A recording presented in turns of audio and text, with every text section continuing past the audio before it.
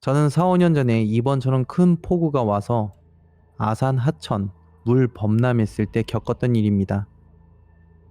하천 카페 뒤에 있는 빌라 한 채고 빌라 뒤에는 유치원하고 운동장이 있습니다.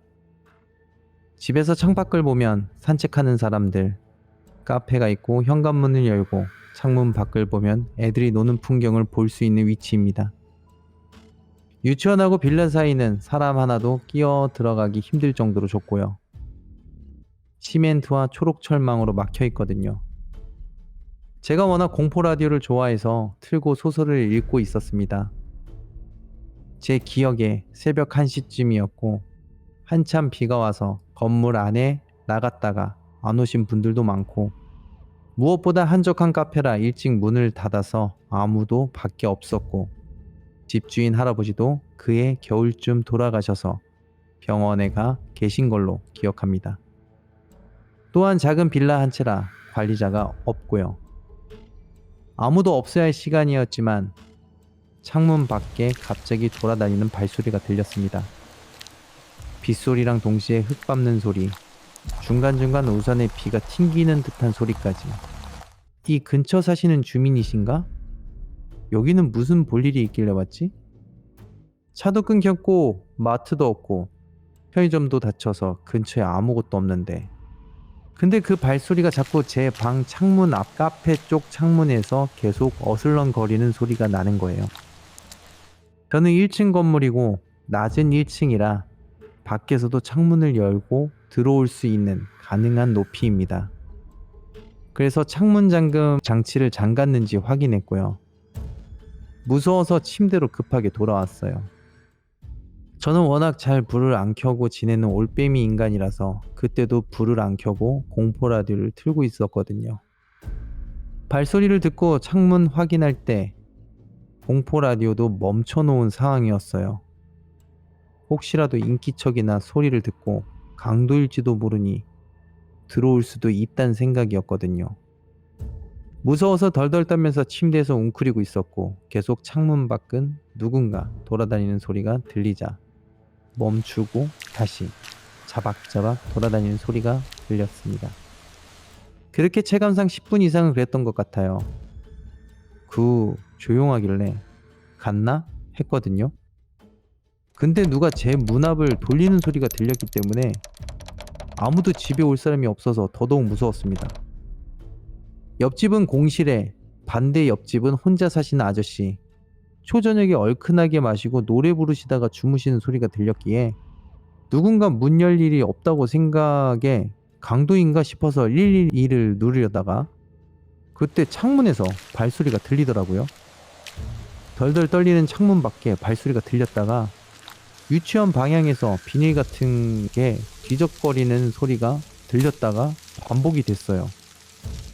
문제는 소리 텀이 너무 짧은 거예요. 세로로 되어 있는 건물이라 뒤로 가려면 3분은 걸릴 거라 생각했거든요. 무엇보다 비닐이 없어요. 그래서 우비라고 생각을 했거든요. 사람이 어떻게 창문 밖에 돌아다니다가 뒤로 가서 서 있을 수가 있지?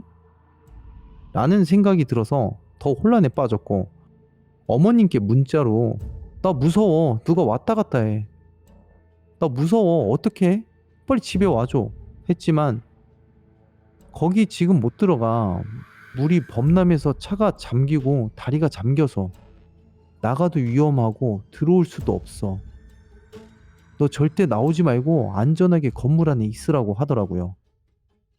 엄마가 별일 아닐 거라고 달래주시고 끊으셨고 그래도 무서워서 혹시 몰라 파출소에 전화했지만 누가 상해 입히고 들어온 상황이 아니면 못 오신다는 얘기만 했어요.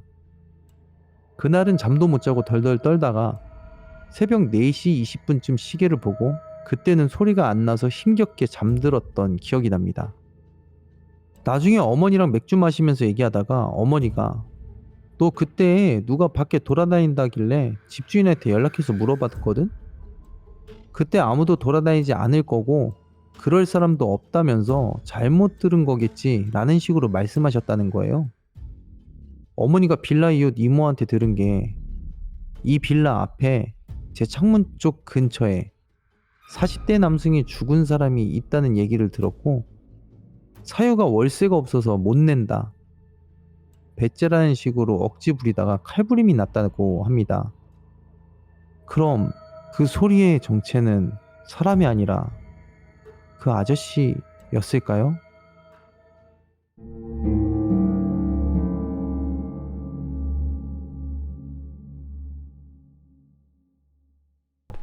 여기까지입니다. 그 위치에 그래서 CCTV가 있어요. 아 정말요?